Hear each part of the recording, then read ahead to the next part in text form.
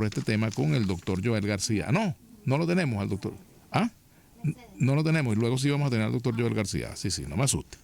Bueno, vamos a conversar ahora con Mercedes Malavella, dirigente política, integrante de la Dirección Nacional de Unión y Progreso, directora de formación del IFEDEC. ¿Cómo estás, Mercedes? ¿Cómo te va? Hola, Vladimir, ¿cómo estás? Buenas tardes. Muchos saludos a ti y a la audiencia de Unión Radio. Gracias por acompañarnos. Como siempre, bueno, un placer conversar contigo. Bueno, caramba, faltan ya varias semanas para las elecciones, ¿verdad? Uh-huh. Y realmente hay mucha expectativa con respecto al curso de las cosas de aquí a ese día. Vamos a hacer un pequeño balance contigo de lo que ha sido la precampaña. Sí, bueno, Vladimir, una elección muy atropellada, llena de arbitrariedades, de ilegalidades, de cambio en las reglas de juego. El mismo rector del Pino pues denunciaba una falta de institucionalidad en el mismo CNE a la hora de tomar decisiones. El tema de la observación electoral también negado a última hora.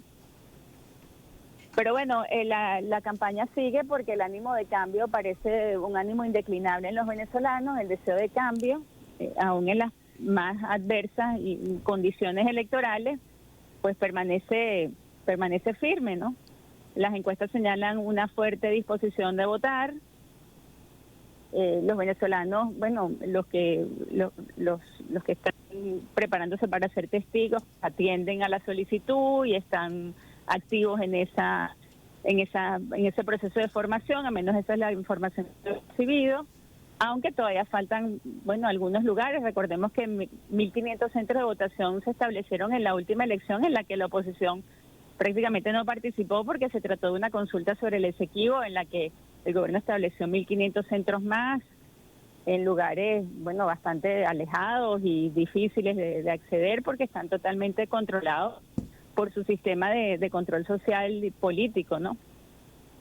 Ahora, Mercedes. Entonces, bueno, la verdad es que todo eso nos sume en una incertidumbre muy grande, en una incertidumbre porque por un lado sí pareciera haber indicios de una avalancha de votos como ocurrió en las primarias, pero por otro lado, con esta falta de condiciones, de garantías, con las detenciones, discusión, con la falta de observación, etcétera, pues nos genera una gran incertidumbre, ¿no? Al menos ese es el ánimo que yo recojo de la mayoría de las personas con las que hablo, tanto del mundo político como de la ciudadanía en general.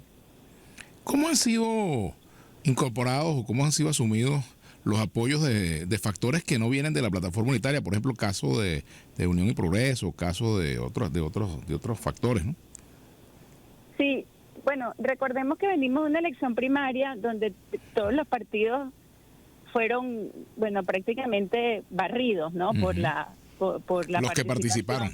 Los que participaron, exactamente.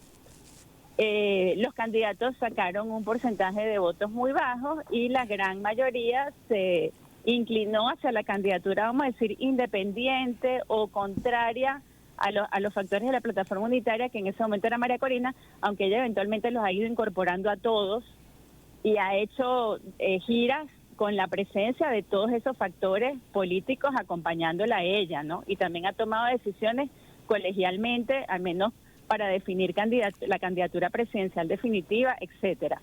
Ahora, aguas abajo, sí es verdad que ha habido quejas por parte de los representantes de los partidos en distintos estados y municipios de exclusión, ¿no? De que aparentemente no los incluyen o no los involucran en el proceso de selección de coordinadores, de temas de carga del padrón electoral, etcétera. El proceso parece estar totalmente coordinado y, vamos a decir, y manejado por Súmate, porque, bueno, esa es la plataforma que a la candidata, bueno, que a María Corina, que es la líder de este proceso electoral, del proceso, que no es candidata, es la líder del proceso electoral presidencial, es la plataforma o la institución que más confianza le da a ella, dada el resultado de las elecciones primarias, ¿no? Yo creo que en este momento, más que pensar en los partidos, hay que pensar en el país, hay que pensar en las maneras de sumar, hay que pensar en las formas de aportar. Se entiende, digamos, yo me pongo en el lugar de María Corina y puedo entender las dudas que ella puede tener frente a un padrón electoral también tengo dudas respecto a Súmate y respecto a su propio partido, porque ellos, muchos años en elecciones, han decidido elecciones incluso en la oposición. Entonces, mira, aquí la experiencia, digamos, nadie puede decir que tiene la experiencia reciente de una elección, o el tema de la elección primaria, pero la elección primaria puede tener algunos indicios de decir que va a haber una gran participación en la elección presidencial, pero también son millones de diferencias, empezando por el número de centros de votación, ese es el plan República, de las máquinas, de los pasos de una elección llevada por el CNE, que alejan muchísimo la realidad de las primarias de lo que puede pasar aquí el 28 de julio, ¿no? Y de las tareas que hay que hacer ese día. Por cierto, Mercedes, esta mañana yo conversé en la entrevista en Vladimir a la Carta con Gustavo Márquez. Él es dirigente, integrante de la Plataforma en Defensa de la Constitución, fue ministro de Chávez, fue también embajador en Colombia, etcétera, fue parlamentario, un hombre de una gran experiencia política, fue dirigente del MIR, del MAS. Así es. Y él decía lo siguiente, ¿no? Si Edmundo González termina siendo un alter ego de María Corina, prefiero votar por otro. Y bueno, habló pues con respecto al tema de que si bien ellos consideran, van a llamar a, o sea, que en general en la plataforma tienen, digamos, la intención de votar contra el gobierno de Maduro, pero expresan preocupaciones con respecto a esa dicotomía que hay allí, o esa dualidad, ¿no? Sí. Bueno, varias cosas respecto a eso. La primera es que lo más importante es ganar la elección presidencial. O sea, si nosotros no ganamos la elección presidencial, no vamos a saber ni cómo es el mundo, ni qué va a pasar a partir del 29 de julio, ni absolutamente nada. O sea, yo creo que vale la pena apostar por el cambio, y el cambio hoy en día lo representa la candidatura unitaria de Edmundo González. Cualquier otra cosa no representa un cambio, representa una continuidad de una situación desesperada, desesperante, inconveniente desde todo punto de vista para el país, que es la reelección indefinida de Maduro, que será una tragedia para mí en todos los términos posibles, constitucionales, sociales, económicos, políticos, derechos humanos, internacionales, etcétera. Entonces yo creo que hay que apostar por el cambio. Y ahí viene una frase, un dicho popular, que yo a veces digo cuando me preguntan estas cosas, yo digo, mira, yo creo que ahorita hay que aplicar el refrán, las cargas se enderezan al andar, ¿no? O sea, nosotros podemos influir en la autonomía y la independencia de una jefatura del Estado si primero empujamos todo para que esa candidatura gane y luego enderezamos las cargas. Por ejemplo, nosotros formamos parte, quienes no estuvimos en las primarias involucrados, fuimos llamados por el candidato Edmundo a participar de alguna forma en las asesorías, las consultorías necesarias que él está requiriendo. Formamos parte de una plataforma que se llama Edmundo nos une, y hemos contado con la presencia de gente muy cercana al candidato presidencial Edmundo González, como lo es Omar Barbosa, como lo es los representantes Irán Gaviria, está Eduardo Fernández allí, está Jesús María Casal, que fue presidente de la Comisión de Primarias, y esa comisión y esa reunión, esa plataforma Edmundo nos une, se reúne semanalmente, da sugerencias, y propuestas al candidato presidencial, que las acoge, intenta en medio de una campaña presidencial donde sabemos que lo que prevalece es el rechazo, el voto castigo, el deseo de salir de esto, etcétera, pues me imagino que va incorporando esas cosas para el presente o para el futuro, sabiendo que efectivamente desde el 29 de julio hasta la toma de posesión en enero, pues va a haber que cambiar mucho el discurso para poder generar aquí una transición en paz, un cambio en paz, que es lo único que le puede traer cambios positivos y estabilidad al país, ¿no? Hablemos un poco de los escenarios probables. Ustedes, me imagino que deben haber hecho también en los distintos espacios donde hace política, deben haber hecho algunos escenarios con respecto a cuáles son las cosas más probables que ocurran. La primera, bueno, por supuesto, que sería lo deseable ir a un proceso electoral el 28 de julio sin ningún tipo de contratiempos, más allá de lo que ya hemos visto. Que lleguen todas las candidaturas hasta el final, que lleguen todas las tarjetas hasta el final. Otro escenario, que algunas tarjetas no lleguen. Otro escenario, que algunas candidaturas no lleguen. En fin, ¿qué es lo más probable o qué es lo que ustedes avisoran como dificultades aquí en el camino hacia el 28 de julio?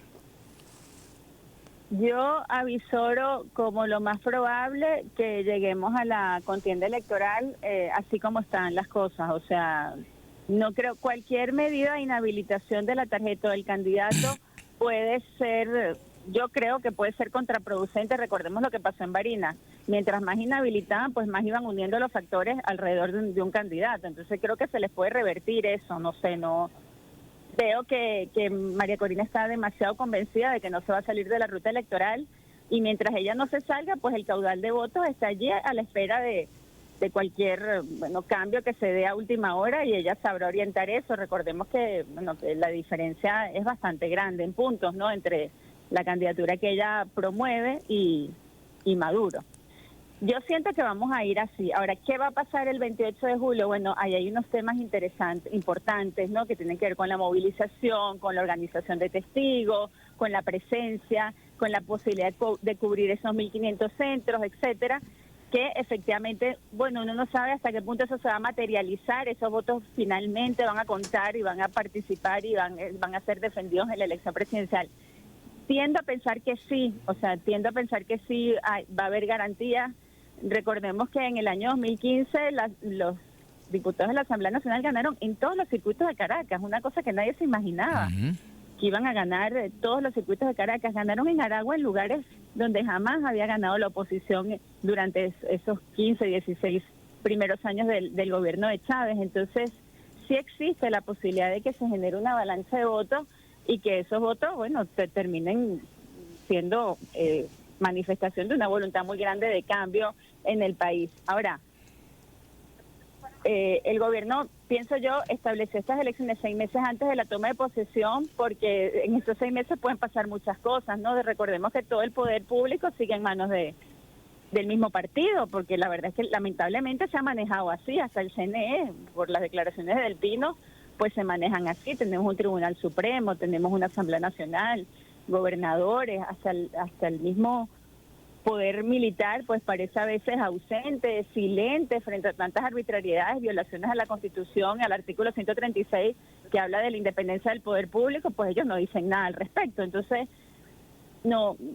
te digo, la incertidumbre es lo que reina en este proceso electoral, tanto del día de 28 de julio como de los pasos que se tienen que dar para que efectivamente ocurra una transferencia de mando en el Poder Ejecutivo el 10 de enero del año 25, ¿no? Allí lo que tiene que prevalecer, pienso yo, es el centro político, el discurso moderado, la importancia de ejercer un reconocimiento, porque durante todo ese año 25 se co-gobernará, porque gobernaremos con una Asamblea Nacional, con unos gobernadores, con unos alcaldes, con un TCJ, etcétera, y tienen que darse un progresivo reconocimiento de los factores políticos para poder generar la estabilidad, la calma y la transición necesaria para que se reinstitucionalice el país y se mejore la economía y que es lo más importante, se restablezcan las relaciones internacionales, se produzca un reconocimiento pleno del mundo frente al sistema político venezolano, ¿no?